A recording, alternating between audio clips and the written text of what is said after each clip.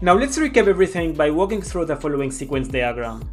We have the key players, the resource owner, the browser where the client runs, the client application itself, the authorization server where the client is registered as a public client, and the resource server.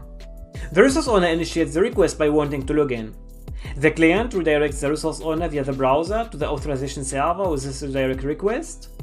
Note that the response type must be set to token, indicating that the implicit flow is being used. The resource owner authenticates with the authorization server, and if applicable, reviews and approves the requested scopes. After successful authentication, the authorization server creates an access token, packages it into the redirect URI as a URI fragment identifier along with additional parameters, and redirects the resource owner back to the client through the browser. The client then uses the access token to access resources on behalf of the resource owner from the resource server.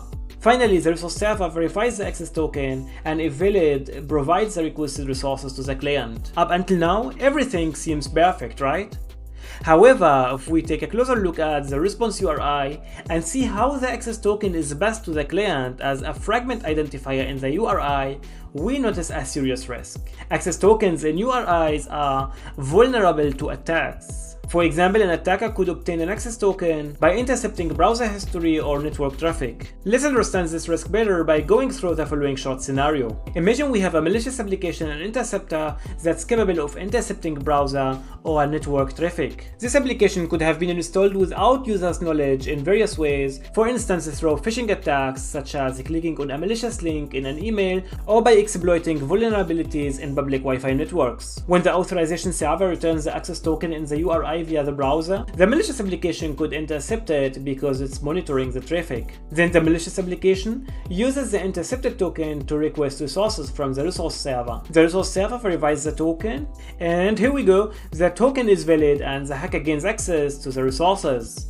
But he should not have access, which makes the resource owner very sad. This is precisely why the implicit flow is deprecated in OAuth 2.1. But this doesn't mean that no one should use it anymore.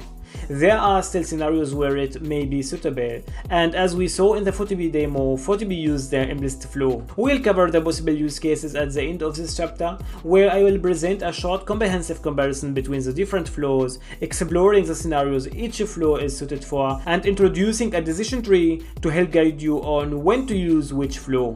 But for now, the more interesting part is how the authorization code flow solves the security challenge by modifying some key steps of the implicit flow.